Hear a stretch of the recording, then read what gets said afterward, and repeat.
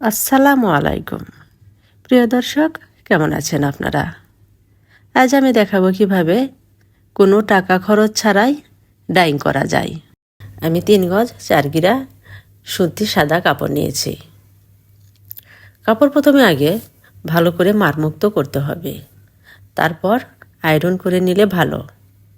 আমি 4 ভাঁজ দিয়েছি লম্বালম্বিভাবে, তারপর আবার আরেকটা ভাঁজ দিয়ে নিচ্ছি। 4 কোনা করব, 4 কোনায় 4টা রং। আপনারা যদি আমার ভিডিও দেখে থাকেন, আমার ভিডিও দেখে যদি কাজ করতে ইচ্ছে হয়, কাজ শিখে থাকেন, তাহলে বলবো ইউ আর টু স্মার্ট।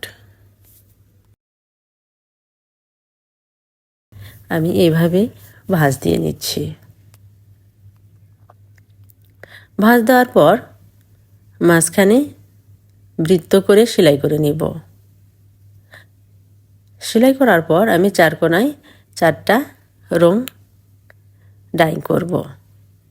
পূর্বে আমি ড্রয়িং করেছি, তারপর স্টিচ দিচ্ছি। বড় বড় ধাগা দিয়ে সেলাই করে নেব।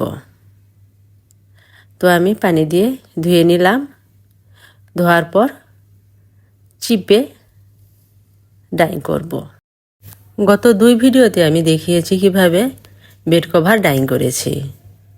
তো সেই ফাঁকে আমি যখন হলুদ কালার ডাইং করছি তখন একটা কোনা দিয়েছি, তারপর অ্যাশ কালারের সময় তখন আরেকটা কোনা দিয়ে দিলাম। এইভাবেই ডাইং করছি। তারপর আবার যখন জলপাই কালার ডাইং করব, আরেকটা কোনা সেটাও দিয়ে দিব। এখন কিন্তু আমি জলপাই কালার ডাইং করছি। তো 3 কোনায় আমার 3টা কালার হয়ে গেল। তারপর কফি কালার ডাইং করব।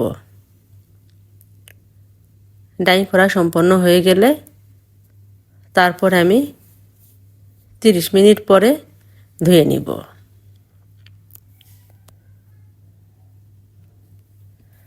আপনি যা কিছু করছেন সব কিছু আপনার জন্যই, আপনার ব্যর্থতা, আপনার সফলতা। It's all because of you. প্রিয় দর্শক, আমি যে ধাগা দিয়েছিলাম সেই ধাগা কেটে দিলাম, দিয়ে পুকুরের পানিতে ধুয়ে নিব। সাবধান মতো কাটতে হবে। তো আপনারা যখন ডাইং করবেন বড় কিছু, তখন একটা ছোট কাপড় রেখে দিতে পারেন, পাশাপাশি ডাইং হয়ে যাবে। এটা আমি কুর্তি ডিজাইন করে কেটে নিব। তারপর ড্রেস মেকিং করব। এভাবে আমি আগেও একটা ডাইং করেছিলাম। দেখতে পাচ্ছেন 2টা বিছানার চাদরের সাথে আমি ডাইং করেছি। তো আমার ড্রেস কাটা হয়ে গেছে। এর আগে যে আমি একটা ছোট কাপড়ে ডাইং করেছি, দেখতেই পাচ্ছেন, এটা আমি বেবি কাপ্তানি তৈরি করে দিব। 1.5-2 বছর বাচ্চার জন্য কাপ্তানি তৈরি হবে।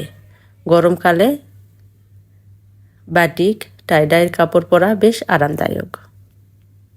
প্রিয় দর্শক, আমার ভিডিও কেমন হয়েছে, ড্রেস মেকিং কেমন হয়েছে, অবশ্যই কমেন্টের মাধ্যমে জানাবেন।